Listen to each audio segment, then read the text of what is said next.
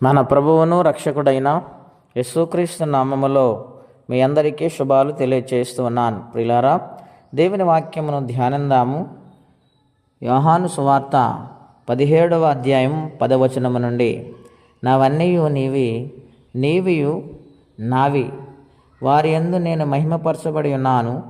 నేనికను లోకములో ఉండను గాని వీరు లోకములో ఉన్నారు. నేను నీ యొద్దకు వచ్చుచున్నాను.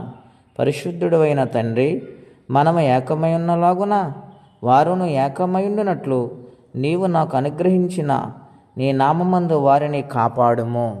ప్రియ స్నేహితులారా, దేవాతి దేవుడు ఉదయకాల సమయంలో మనందరితో మాట్లాడుచు ఉన్నారు. ఆయన శిలువకు సమీపిస్తున్న గడియలవి. ఆ సమయంలో ఆయన ప్రార్థన చేస్తూ ఉన్నారు. ఎవరి నిమిత్తము ప్రార్థన చేస్తున్నారు అని ఇక్కడ మనం ఆలోచన చేస్తే, తండ్రితో విజ్ఞాపన చేస్తున్నాడు కుమారుడు. తనతో పాటు ఉన్న శిష్యులు వారిని విడిచిపెట్టవద్దని, వారిని ఎల్లప్పుడూ కాపాడమని ఆయనకు మనవి చేస్తూ ఉన్నాడు. ఎందుకు అలాగూ చేస్తున్నారు? ఆయన కొద్ది దినాలలో శిలువ యాగమైపోతారు గనుక లోకము నుంచి ఆయన వెళ్ళిపోతాడు. వెళ్ళిపోయినప్పుడు వాళ్ళని విడిచిపెట్టడం ఏమాత్రము మంచిది కాదు కదండి.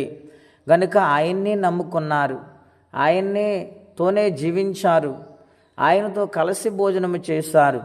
3.5 సంవత్సరాలు సేవా పరిచర్యలు ఆయనతో పాటు కలిసి జీవించిన వారు శిష్యులు. గనుక ఆయన వెళ్ళే సమయంలో వారిని విడిచిపెట్టకుండా వారి నిమిత్తము తండ్రికి విజ్ఞాపన చేస్తూ ఉన్నారు. దేవుడు ఎంత గొప్పవాడండి! యేసయ్య ఎంత ప్రేమామయుడు! ఆలోచించండి. ఆయన వారిని విడిచిపెట్టడానికి, వారిని వదిలివేయటానికి ఆయన ప్రార్థించటలేదు కానీ వారిని తండ్రి అయిన సహవాసములో పెంచాలని, ఆయన సన్నిధి ఎల్లప్పుడూ తోడై ఉండాలని వారి నిమిత్తం ఆయన ప్రార్థన చేస్తూ ఉన్నాడు. దేవుని పిల్లలారా, ఆలోచించండి.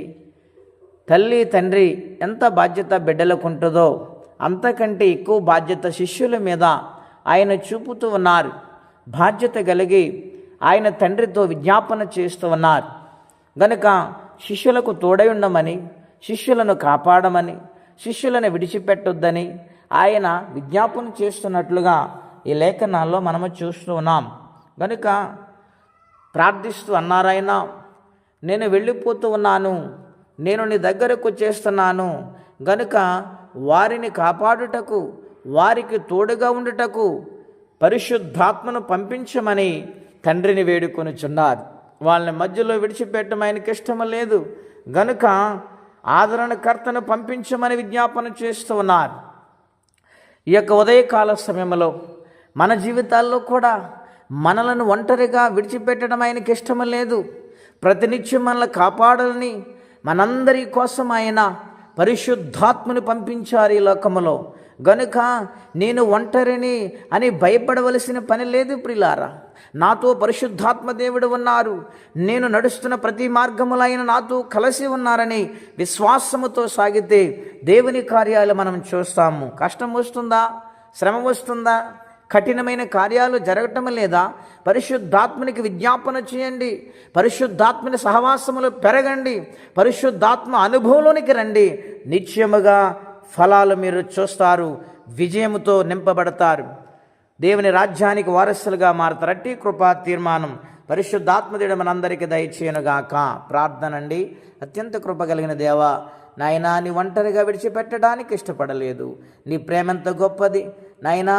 ఈ శిష్యులను ప్రభు మీరు కాపాడమని విజ్ఞాపన చేశారు. మమ్మలను కూడా ఎల్లప్పుడూ కాపాడమని విజ్ఞాపన చేస్తున్నారు. అందరిని బట్టి మీ కృతజ్ఞతలు నాయన. ప్రతి ఒక్కరిని కాపాడి దీవించమని, ఈ దినము దీవెనకరంగా మార్చమని యేసుక్రీస్తు వారి పుణ్యనామములో ప్రార్థించి వేడుచున్నాము తండ్రి. ఆమేన్. దేవుడు దీవించును గాక.